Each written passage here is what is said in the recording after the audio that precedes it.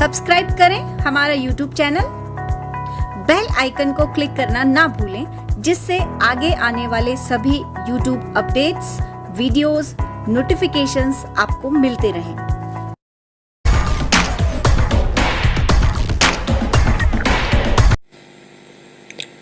नमस्कार दोस्तों, मैं मास्टर ओपी लेगा चाणक्य अनअकैडमी की ऑफिशियल यूट्यूब चैनल पर आप सभी का स्वागत करता हूं। तो दोस्तों, आज हम पढ़ेंगे राजस्थान का भूगोल और राजस्थान के भूगोल में हम पढ़ेंगे राजस्थान के भौतिक प्रदेश। तो आइए दोस्तों, हम शुरू करते हैं राजस्थान के प्रमुख भौतिक प्रदेश, यानी राजस्थान को किस किस भौतिक प्रदेशों में विभाजित किया गया है। तो आज हम भौतिक प्रदेशों के बारे में पढ़ेंगे। तो आइए दोस्तों, हम शुरू करते हैं राजस्थान के भौतिक प्रदेश। देखिए दोस्तों, सबसे पहले राजस्थान के भौतिक प्रदेश। इससे पहले हम इस भौतिक प्रदेश का निर्माण कैसे हुआ, तो हम शुरुआत से कुछ समझने की कोशिश करेंगे, ताकि आपको अच्छे से समझ में आ जाए कि इस भौतिक प्रदेश का निर्माण कैसे हुआ। देखिए दोस्तों, ये प्राचीन समय की यानी सबसे पहले इस भूमंडल की क्या स्थिति थी, तो ये देखिए दोस्तों, मैंने इस नक्शे के माध्यम से आपको समझाने की कोशिश की है। तो देखिए दोस्तों, ये गोला बना हुआ है, ये तो पूरा धरती अर्थात पूरा पृथ्वी मंडल है। तो देखिए दोस्तों, ये अंदर वाला भाग है, ये तो ध्यान दीजिए जल भाग है, और ये है स्थल भाग। ध्यान दीजिए, ये तो स्थलीय भाग है और ये है जल वाला भाग। तो ध्यान दीजिए, इस जल वाले भाग को क्या कहा जाता था? पैंथलासा। क्या कहा जाता था? पैंथलासा। और इस स्थल वाले भाग को पेंजिया कहा जाता था प्राचीन समय में। ध्यान दीजिए, इसका नाम क्या रखा? पेंजिया, और इसका पैंथलासा। तो देखिए, आगे कालक्रम के अनुसार इस भाग का विभाजन हो गया था, यानी ये दो टुकड़ों में बट गया। जैसे ध्यान दीजिए, इस पेंजिया के दो भाग हो गए। एक तो हो गया अंगारा लैंड। क्या बन गया? अंगारा लैंड। ठीक है दोस्तों, अंगारा लैंड। और इस ध्यान दीजिए, पेंजिया के ही दूसरा भाग क्या कहलाया? गोंडवाना लैंड। ठीक है, तो स्थलीय भाग के दो टुकड़े हो गए, एक तो अंगारा लैंड और दूसरा गोंडवाना लैंड। ठीक है, तो इसका ध्यान देना। और ये ध्यान दीजिए, जो जलीय भाग अर्थात जो महासागरीय भाग है, ये क्या कहलाया? तैतीस सागर। तो दोस्तों ध्यान दीजिए, इस तीन भागों का विशेष महत्व है। तो दोस्तों आगे ध्यान दीजिए, यही देखिए अंगारा लैंड, तैतीस सागर और गोंडवाना लैंड जो आज भी मौजूद हैं। जैसे देखिए, ये पूरा मैंने संसार अर्थात विश्व का नक्शा बनाया है। तो देखिए, ये उत्तरी अमेरिका, ये दक्षिण अमेरिका, एशिया, ये भारत हैं। तो ध्यान दीजिए, ये ऑस्ट्रेलिया है, ये अफ्रीका है। तो इसका निर्माण कैसे हुआ? देखिए, ये अंगारा लैंड है। क्या है? अंगारा लैंड है। तो इनसे तो ये बने, जैसे ये एशिया बन गया, ये उत्तरी अमेरिका बन गया। ठीक है, और इस गोंडवाना लैंड से ये वाले भाग, और ये दक्षिण अमेरिका, और ये है अफ्रीका, और इधर देखिए ये ऑस्ट्रेलिया, और ये भारत। तो ध्यान दीजिए, भारत यानी ये प्रायद्वीपीय भारत, जो प्रायद्वीपीय भारत किसे कहा जाता है? जिसके तीनों ओर समुद्र हो, उसे क्या कहा जाता है? प्रायद्वीपीय भारत अर्थात प्रायद्वीपीय भाग।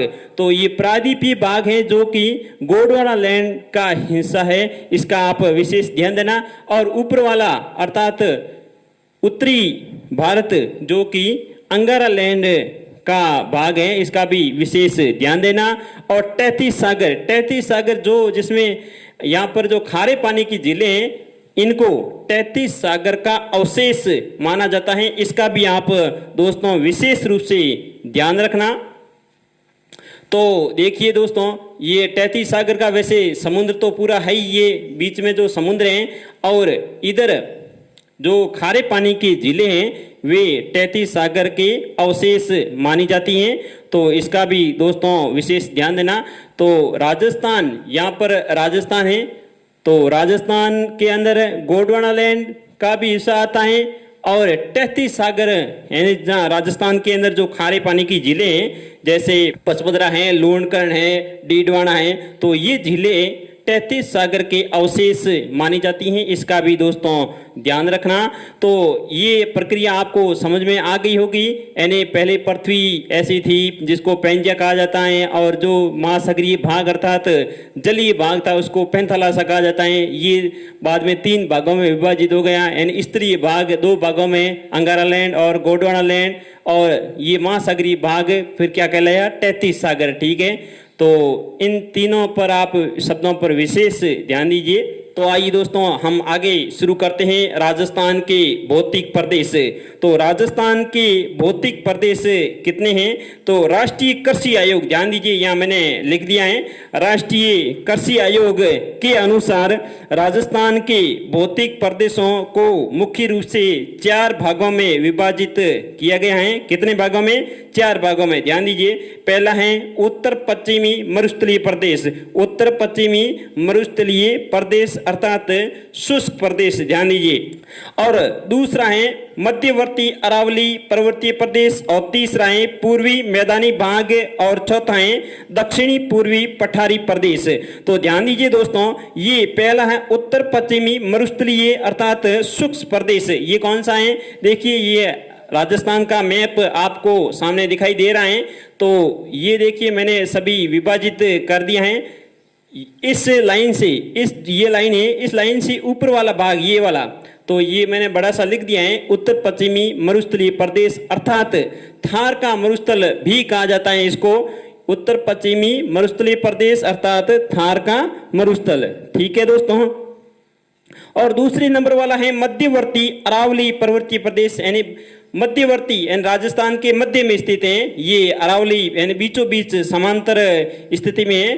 तो मध्यवर्ती अरावली पर्वतीय प्रदेश, ठीक है, ये अरावली पर्वतमाला है। देखिए यहाँ से तो ज़्यादा चौड़ी है और यहाँ सकड़ी है, तो यहाँ पर संकड़ी है और यहाँ चौड़ी है, इसका भी विशेष ध्यान देना। तो आगे तीसरा नंबर है पूर्वी मैदानी भाग, पूर्वी मैदानी भाग, ये देखिए दोस्तों पूर्वी मैदानी भाग, ये वाला भाग, ठीक है। और चौथा है दक्षिण पूर्वी पठारी प्रदेश, ये दक्षिण पूर्वी पठारी प्रदेश अर्थात इसको हाड़ौती प्रदेश भी कहा जाता है। इसका भी आप दोस्तों ध्यान देना, हाड़ौती प्रदेश, हाड़ौती प्रदेश भी कहा जाता है। तो देखिए दोस्तों इनको तो एक एक करके हम पढ़ेंगे। सबसे पहले हम पढ़ते हैं उत्तर पश्चिमी मरुस्थलीय शुष्क प्रदेश। तो आइए दोस्तों हम शुरू करते हैं उत्तर पश्चिमी मरुस्थलीय शुष्क प्रदेश। ये देखिए नंबर 1 पे लिखा हुआ है उत्तर पश्चिमी मरुस्थलीय शुष्क प्रदेश। तो ध्यान दीजिए दोस्तों, उत्तर पश्चिमी मरुस्थलीय प्रदेश को मुख्य रूप से 2 भागों में विभाजित किया गया है। देखिए पहला है पश्चिमी विशाल मरुस्थल, क्या लिखा हुआ है? पश्चिमी विशाल मरुस्थल अर्थात इसको रेतीला शुष्क मैदान भी कह सकते हैं, ठीक है दोस्तों, या इसको महान मरुभूमि भी कह सकते हैं या शुष्क बालू का मैदान भी कह सकते हैं। तो इन सभी का आप नाम विशेष रूप से ध्यान रखना, कोई भी नाम एग्जाम में पूछ लिया जाता है तो इस नामों पे आप विशेष रूप से कंफ्यूज मत होना। यानी उत्तर पश्चिमी मरुस्थलीय प्रदेश को 2 भागों में विभाजित किया गया है, ये अ वाला, ये ब, ठीक है। तो पहला तो ये मैंने आपको बता दिया, और दूसरा ब, ध्यान दीजिए राजस्थान बांगर, क्या लिखा हुआ है? राजस्थान बांगर अर्थात इसको बांगर को बांगड़ भी कहा जाता है, या तो बांगर या बांगड़, ठीक है। इसको यानी इस राजस्थान बांगर को अर्धशुष्क मैदान भी कहा जाता है, इसका भी दोस्तों विशेष ध्यान देना। अब आगे ध्यान दीजिए दोस्तों, इन 2 भागों को आगे और विभाजित किया गया है, तो इसका भी दोस्तों ध्यान दीजिए। इस पहले वाले भाग को ध्यान दीजिए, पहले वाले भाग पर ध्यान दीजिए दोस्तों। यानी इस पश्चिमी विशाल मरुस्थल को मुख्य रूप से दो भागों में विभाजित किया गया है। एक तो बालू का स्तूप युक्त प्रदेश, ध्यान दीजिए, एक तो युक्त प्रदेश और एक है बालू का स्तूप मुक्त प्रदेश, ध्यान दीजिए दोस्तों। अब मैं आपको ये नक्शे के अंदर बता देता हूं कि पश्चिमी विशाल मरुस्थल कहां पर है और राजस्थान बांगर ये कहां पर है। देखिए दोस्तों, ये मैंने विभाजित कर दिया है, जो छोटे छोटे रेखाओं से विभाजित किया है। तो ये वाला भाग दोस्तों पश्चिमी विशाल मरुस्थल कहलाता है, ये वाला भाग, ठीक है दोस्तों। और ये है राजस्थान बांगर, क्या है राजस्थान बांगर, ये वाला भाग, इधर जो लिखा हुआ है गग्गर, शेखावटी, नागौरी, लूणी, ये वाला भाग राजस्थान बांगर या अशुष्क मैदान कहलाता है। तो आगे ध्यान दीजिए दोस्तों, इस वाले भाग को, ये वाला भाग, इस भाग को फिर दो भागों में और विभाजित किया गया। जैसे ये लिखा हुआ है ना, बालू का युक्त प्रदेश, बालू का युक्त यानी ये वाला भाग, इसको बालू का युक्त प्रदेश कहा जाता है। यानी इसमें बालू का स्तूप बने हुए अर्थात धोरे ज्यादा हैं। और ये है बालू का स्तूप मुक्त प्रदेश, यानी यहाँ पर चट्टानी भाग है, मरुस्थल के अंदर जो चट्टानी भाग है उसको क्या कहा जाता है, बालू का स्तूप मुक्त प्रदेश। तो ध्यान दीजिए, एक तो फलोदी और एक पोखरण, ये दो तहसीलें, फलोदी और पोखरण जैसलमेर के अंदर है, फलोदी जोधपुर के अंदर है, ठीक है दोस्तों। तो इन दोनों तहसीलों को बालू का स्तूप मुक्त प्रदेश के अंदर रखा गया है, ये वाला भाग जो मैंने गोला बना रखा है। तो दोस्तों आपको ये चीज समझ में आ गई होगी, यानी बालू का स्तूप युक्त प्रदेश और बालू का स्तूप मुक्त प्रदेश। तो ध्यान दीजिए, आगे दूसरा वाला भाग राजस्थान बांगर, ध्यान दीजिए, राजस्थान बांगर या बांगड़, ध्यान दीजिए, इसको अशुष्क मैदान भी कहा जाता है। तो इनको चार भागों में विभाजित किया गया है। पहला है गगर का मैदान, ध्यान दीजिए, सबसे ऊपर नक्शे के ऊपर देखिए आप, गगर का मैदान लिखा हुआ है, गगर लिखा हुआ है, वो है गगर का मैदान। और दूसरा नंबर ध्यान दीजिए, लूणी बेसिन अर्थात इसको गोंडवान प्रदेश भी कहा जाता है, लूणी बेसिन अर्थात गोंडवान प्रदेश, जो कि मैंने यहाँ पर दर्शा दिया है। तो ये वाला भाग ध्यान दीजिए। और तीसरा है नागौरी उच्च भूमि प्रदेश, नागौरी उच्च भूमि प्रदेश जो लूणी प्रदेश से ऊपर वाला भाग, ये वाला भाग। और चौथा भाग है शेखावटी का आंतरिक प्रवाह क्षेत्र, शेखावटी का आंतरिक प्रवाह क्षेत्र, ध्यान दीजिए। तो ये वाला भाग कौन सा है, ये तो ये गगर का मैदान, ये शेखावटी का मैदान, और ये नागौरी भूमि, और ये है लूणी का मैदान, ध्यान दीजिए। तो राजस्थान बांगर को कितने भागों में विभाजित किया जाता है, तो चार भागों में विभाजित किया गया है। इसका भी दोस्तों ध्यान रखना, क्योंकि ये भी परीक्षा में कई बार प्रश्न पूछा गया है, और आगे भी आप इसका ध्यान रखना दोस्तों। तो दोस्तों आगे ध्यान दीजिए कि इस वाले भाग की और क्या क्या विशेषताएं हैं, ध्यान दीजिए। यानी उत्तर पश्चिमी मरुस्थलीय प्रदेश की, उत्तर पश्चिमी मरुस्थलीय प्रदेश अर्थात थार का मरुस्थल की क्या क्या विशेषताएं हैं, जो कि परीक्षा में हर बार प्रश्न पूछे जाते हैं। तो इसका मैं आपको यहाँ पर कुछ डाटा लिखे हैं मैंने। जैसे पहला है क्षेत्रफल, क्या लिखा हुआ है, पहला क्षेत्रफल, क्षेत्रफल यानी इस भाग का क्षेत्रफल, पूरे राजस्थान के क्षेत्रफल का इस भाग का कितना प्रतिशत है, तो 61%। ध्यान दीजिए, ये लगभग है, ध्यान दीजिए, ये लगभग 61% है ये वाला भाग, यानी उत्तर पश्चिमी मरुस्थलीय प्रदेश का कितना हिस्सा है, 61%। तो ये भी आप विशेष ध्यान देना। और जनसंख्या, और जनसंख्या के मामले में 40% पूरे राजस्थान की जनसंख्या की यहाँ पर कितने प्रतिशत जनसंख्या निवास करती है? 40%। ये भी आप दोस्तों ध्यान रखना। और इस यानी उत्तर पश्चिमी मरुस्थलीय प्रदेश के अंदर वर्षा कितनी होती है? न्यूनतम तो ध्यान दीजिए 20 सेंटीमीटर, ध्यान दीजिए 20 सेंटीमीटर, और अधिकतम यहाँ पर 50 सेंटीमीटर तक बारिश होती है। इसका भी दोस्तों आप ध्यान रखना, क्योंकि सबसे कम बारिश यहीं पर होती है। इसका भी दोस्तों आप ध्यान देना। देखिए दोस्तों, यहाँ पर तापमान कितना पाया जाता है? न्यूनतम ध्यान दीजिए, न्यूनतम -3 डिग्री सेंटीग्रेड, 3 डिग्री सेंटीग्रेड यहाँ पर तापमान चला जाता है। यानी यहाँ पर ठंड भी बहुत पड़ती है। और अधिकतम ध्यान दीजिए 49 डिग्री सेंटीग्रेड तक तापमान यहाँ पर पाया जाता है। तो यहाँ पर गर्मी भी बहुत पड़ती है और सर्दी भी बहुत पड़ती है। इसका भी आप ध्यान देना। और आगे ध्यान दीजिए, इस प्रदेश की जलवायु कैसी है? इस प्रदेश की जलवायु शुष्क, ध्यान दीजिए, शुष्क व अत्यधिक विषम, शुष्क व अत्यधिक विषम।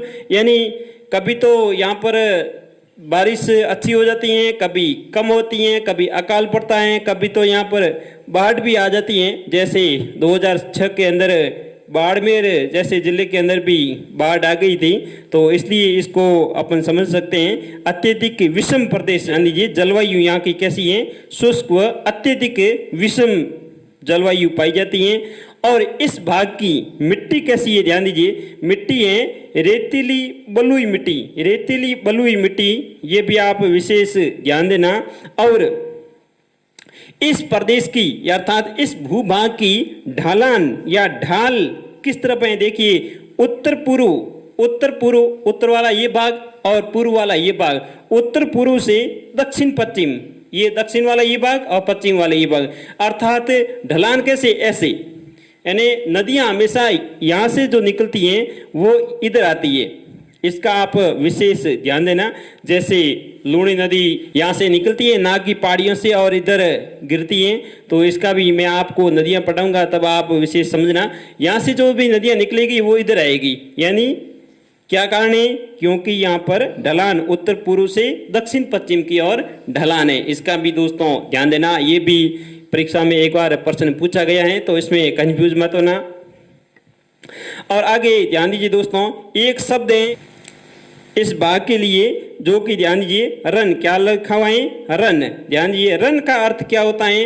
अस्थायी झीलें, अस्थायी झीलें या दलदली भूमि, यानी मरुस्थल के अंदर जो अस्थायी झीलें बनती हैं बरसात के कारण या दलदली जमीन रहती हैं कुछ दिनों के लिए, उसको क्या कहा जाता है? रन कहा जाता है। इसका भी आप विशेष ध्यान देना। ये भी परीक्षा के अंदर प्रश्न पूछा हुआ है।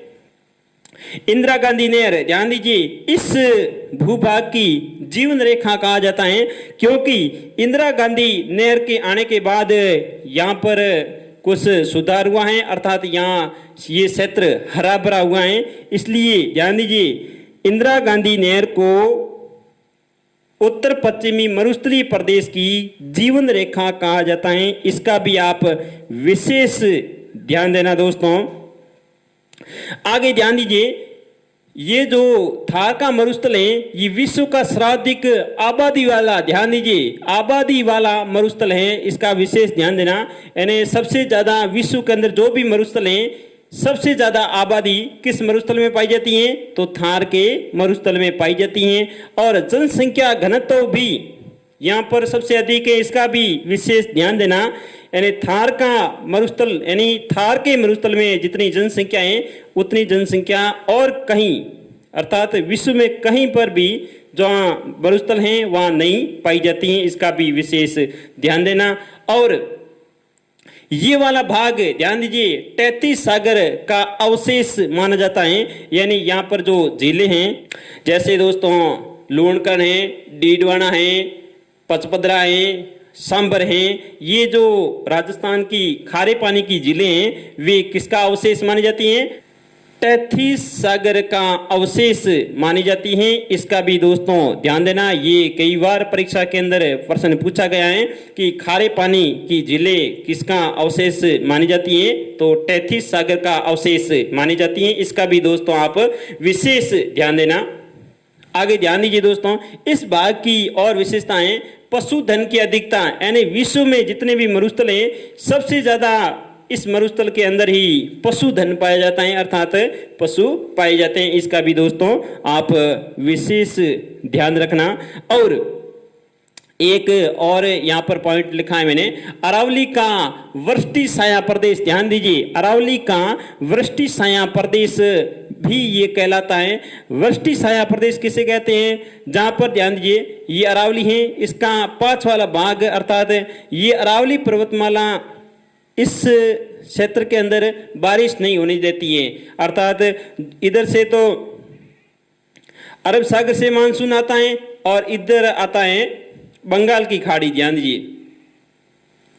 बंगाल की खाड़ी का मानसून और अरब सागर का मानसून, ध्यान दीजिए अरब सागर का मानसून तो यहां से आएगा ऐसे, तो ये अरावली पर्वतमाला इस मानसून के समानांतर है। ध्यान दीजिए, समानांतर होने के कारण इनका यानी इस जो मानसून यहाँ से उठता है उस मानसून का अवरोध नहीं करने के कारण ये मानसून आगे चला जाता है, अर्थात इस भाग में बारिश नहीं करता है ये अरब सागर वाला मानसून। ठीक है, और इधर अगर ये बंगाल की खाड़ी से जो मानसून आता है तो इनका यहाँ से ये अवरोध कर देती है, अर्थात बारिश तो यहाँ हो जाती है और ये प्रदेश सूखा का सूखा ही रहता है। तो इससे भी सूखा और इससे भी सूखा, यानी यहाँ पर बिल्कुल कम बारिश होती है, तभी मैंने यहाँ लिखा है 20 सेंटीमीटर से 50 सेंटीमीटर तक बारिश होती है। तो इसलिए इसको वृष्टि छाया प्रदेश कहा जाता है, अर्थात उत्तर पश्चिमी मरुस्थलीय प्रदेश को वृष्टि छाया प्रदेश अर्थात अरावली का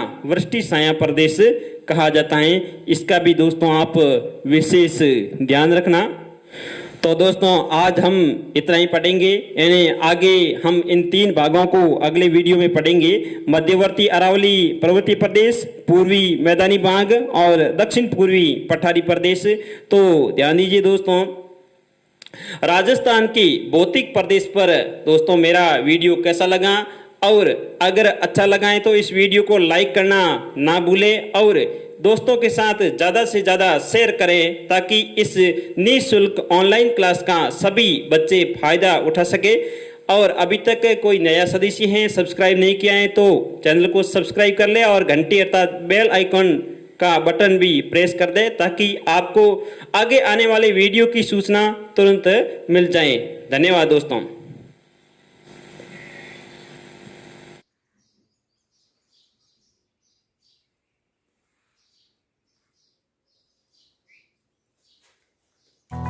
सब्सक्राइब करें हमारा YouTube चैनल, बेल आइकन को क्लिक करना ना भूलें जिससे आगे आने वाले सभी YouTube अपडेट्स, वीडियोस, नोटिफिकेशंस आपको मिलते रहें।